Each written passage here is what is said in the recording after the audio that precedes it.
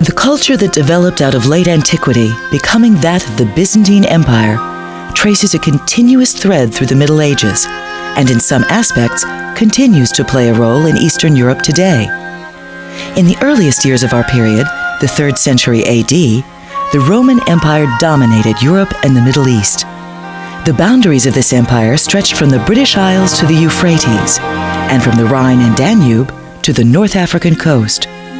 12.5 centuries later, in 1453, Constantinople, modern-day Istanbul, the isolated capital of the Byzantine Empire, fell to the Ottoman Turks. The defeated occupants of this city still referred to themselves as Romans, and had, in the intervening 1,000 years, maintained and developed the culture of the later Roman Empire, transforming it into that of a medieval Christian state. It would be wrong to overemphasize Byzantium's attachment to this classical past, but neither should one deny the very real presence of this past as an aspect of Byzantine self-identity.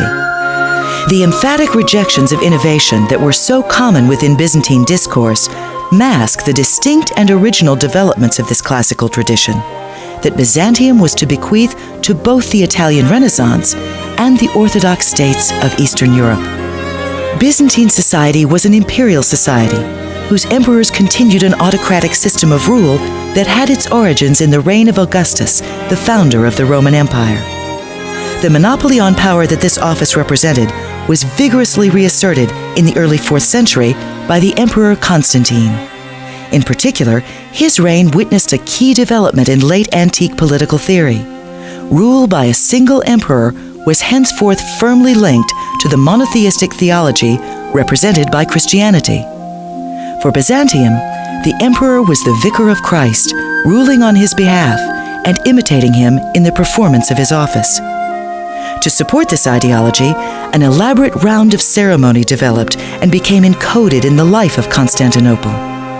Founded in 324 AD, this city grew during the course of the 4th century to become the imperial city, replacing Rome in this role. The theater of imperial power was played out within this civic setting. Centered on the Great Palace, a vast accumulation of buildings at the heart of Constantinople, imperial ritual made visible the military, ecclesiastical, and civil service network that supported the power enacted on God's behalf by the emperor. This still image of absolute power impressed both the citizens of Constantinople and those that came from distant lands. As a result of this carefully choreographed and extravagant display, Constantinople filled the imagination of medieval Europeans as the richest and most powerful city in the world. Byzantium was not only a Christian state, but also a Christian culture. The Psalter and the lives of saints came to rival Homer as a source for education and guidance. Theological debate was a matter of national importance, such that the emperors were present at the great councils of the Church that defined the nature of Christianity. The liturgies celebrated within the churches provided an elaborate and lengthy spectacle that, we are told, so awed ambassadors from 10th century Russia that the nation chose to convert to Orthodox Christianity. It is the Orthodox Church that maintains the shadow of Byzantium into the present, long after the political state has withered and died. Byzantium was influential on both medieval and post-medieval European culture. Not only did it preserve many major classical texts, but it also enriched and developed interpretations of these.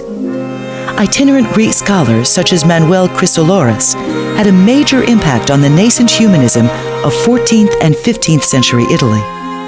At the same time, the artists of Crete produced large numbers of icons for the Italian market. In a more lasting fashion, the nations of the Balkans and Russia chose Byzantium as their model, adopting both its political structures and its religious practices. After the fall of Constantinople, the rulers of Russia claimed for Moscow the title of the Third Rome, and thus sought to continue the imperial tradition once fostered in Constantinople, the Second Rome. It is against this Christian imperial background that one must seek to understand Byzantine art. For many years, this art was dismissed as static, unnatural, and bound by tradition. Yet it is these very qualities that make this art so much a part of the society that produced it. The rather abstract, almost artificial manner of Byzantine artistic production stands as a valuable and varied testimony to an elaborate and complex society that adapted the Greco-Roman tradition to the theological premises of a Christian imperial society. It is little wonder that it is only with the development of modernist aesthetics that an appreciation of Byzantine art has become plausible, and that we can now begin to investigate appropriate responses to this art and its society.